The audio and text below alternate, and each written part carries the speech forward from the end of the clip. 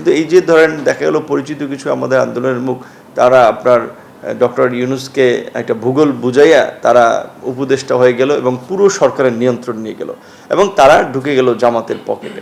তো জামাত হচ্ছে তাদেরকে প্রভাবিত করে, তারা জামাতের সাথে থেকে এইখানে শেষ পর্যন্ত দেখা যাচ্ছে ইন্টারিম গভর্নমেন্ট থেকে এই পর্যন্ত একটা ধর্মভিত্তিক গোষ্ঠীর অসম্ভব রকমের উত্থান হয়েছে, যেটা বাংলাদেশের রাজনীতির জন্য আমি মনে করি অশনি সংকেত। এবং এখন এই গণতান্ত্রিক রাজনীতিতে শেষ পর্যন্ত দেখা যায় বিএনপির মতো একটা গণতান্ত্রিক শক্তির অপোনেন্ট হচ্ছে জামায়াত ইসলামী। এইটা হইতে পারতো, কিন্তু এই নতুন আন্দোলনের প্ল্যাটফর্ম আমাদের ছাত্র নেতৃবৃন্দ এরা হইতে পারতো যদি এরা সমন্বিতভাবে কাজ করতে পারতো। কিন্তু এদের বয়সের আসলে ইম্যাচুরিটির কারণে, এবং এদেরকে কিছু গাইড করছে আবার আমাদের সিনিয়র, যারা আবার ছিল বিভিন্ন অ্যাম্বাসি কানেক্টেড। তো অ্যাম্বাসিগুলো তো তাদের রাজনৈতিক বা অর্থনৈতিক স্বার্থগত কারণে তারা বিভিন্ন এজেন্ডাকে পুশ করবে।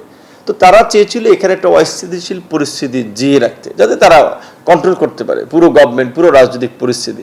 তো আমাদের এই ছাত্র নেতৃবৃন্দ এই অপশক্তির খপ্পরে পড়ে আসলে দেশেও সে সময় যেমন একটা অস্থিরতা তৈরি করেছিল, এবং জাতীয় রাজনীতিতেও বলা চলে এর একটা প্রভাব আমরা নির্বাচনের মধ্যে দিয়ে দেখেছি। এবং শেষ পর্যন্ত দেখা গেল যে আমাদের এই নেতৃবৃন্দ হারিয়ে গেল নির্বাচনের মধ্যে দিয়ে, কারণ তারা জামাতের মধ্যে যে ঢুকেছে, জামাত একটা রেজিমেন্টেড দল, তাদের মধ্যে থেকে আমাদের এই ছাত্র নেতৃবৃন্দ বা অন্যদের তো রাজনৈতিক বা বিকশিত হওয়ার সুযোগ নাই।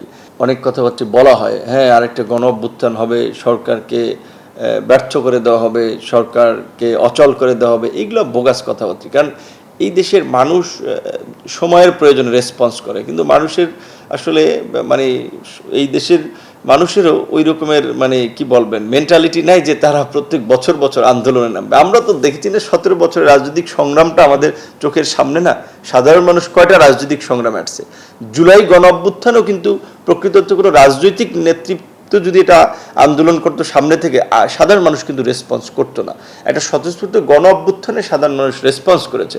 এখন তো ধরেন আমাদের যে সমস্ত নেতৃবৃন্দ তারা তো চিহ্নিত একটা রাজনৈতিক পার্টি বা রাজনৈতিক আইডিওলজির মধ্যে তারা আছে, এবং তারা গত 18 মাস সরকারে ছিল, একটা পুরো গভর্নমেন্ট চালিয়েছে। সেইখানে তাদের এক্সাম্পলটা কি? ধরেন আমাদের যে এই ছাত্র নেতৃবৃন্দ অনেকে উপদেষ্টা ছিল, একটা উপদেষ্টা বলতে পারবে যে তাদের সময় এই উল্লেখযোগ্য পরিবর্তনটা হয়েছে, এই রিমার্কেবল কাজটা হয়েছে, এই দৃষ্টান্তটা হয়েছে, যেটা দেখে মানুষ এনকারেজ হবে, তাদেরকে ভবিষ্যৎ লিডারশিপের জন্য থিঙ্ক করবে।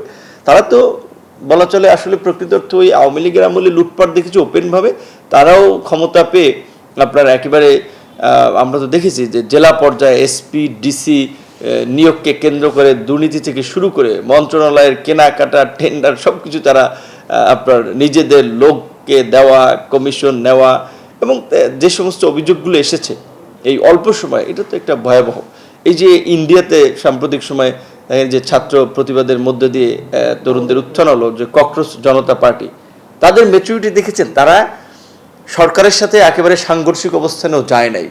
তাদের দাবি আদায়ের যৌক্তিকতার মধ্যে থেকে দাবি আদায় করেছে দেশের মানুষের কাছে যারা হিরো, যে না তারা মোদির মতো একটা কর্তৃত্ববাদী সরকারকে নতি স্বীকার করতে বাধ্য হয়েছে, যে রাতেও মোদি লাইভে এসে এর জন্য অনুনয় বিনয় করে ছাত্রদের আন্দোলন থামানোর জন্য, এবং তারা কোনো রাজনৈতিক পার্টি ওইভাবে গঠন করেনি। এটা তো একটা আসলে স্যাটারিক্যাল মানে একটা পার্টি গঠন করেছে। তারা ধীরে ধীরে কিন্তু তাদের লক্ষ্যে এগিয়ে যাচ্ছে। আমাদের এই জুলাইয়ের এই পরিচিত ছাত্র নেতৃবৃন্দ যদি রাজনৈতিক দল না করে, তারা যদি সংগঠন মানে গুছাতো, ধরেন একটা ছাত্র সংগঠন, একটা পলিটিক্যাল সংগঠন নাম অন্য নামেও যদি গুছাতো, অনেক শক্তিশালী হতো, মানুষের কাছে পরিষ্কার থাকতো। কিন্তু তারা তো সরকারের পার্ট ছিল, এবং তাদের প্রত্যেকের নামে ক্ষমতার অপব্যবহার, তাদের নিজস্ব লোকজনকে বিভিন্নভাবে পৃষ্ঠপোষকতার এই অভিযোগগুলো আছে। সুতরাং এই নেতৃবৃন্দের প্রতি তারা আস্থা রাখবে না। এখন দেশের প্রকৃত অর্থে রাজনৈতিক এখনো শূন্যতা আছে, কারণ বিএনপির মতো একটা বড় ডেমোক্রেটিক পার্টি, একটা প্রোগ্রেসিভ পার্টির বিপরীতে ওই ধরনের শক্তিশালী বিরোধী দল নাই। কাজেই বিরোধী দল এখন যারা আওয়াজ দিচ্ছে, কথা বলছে, মিডিয়া এটা প্রচার করতেছে, পত্রপত্রিকা নিউজ করতেছে, কারণ একটা অপোজিশন ভয়েস তো থাকবে, সেই জায়গা থেকে তো ইম্পর্টেন্স পাচ্ছে। বাট আমার ধারণা নেক্সট উইদিন 5 ইয়ার্সের মধ্যেই এই ইম্পর্টেন্সটা তারা ডে বাই ডে হারাবে।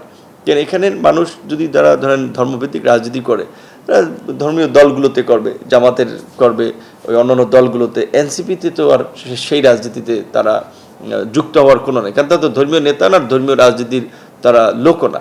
তারা এখানে যেভাবে শুরু করেছিল, ছাত্র ইউনিয়নের মতো সংগঠনের ছেলেরা ওখানে যুক্ত হয়েছিল। আবার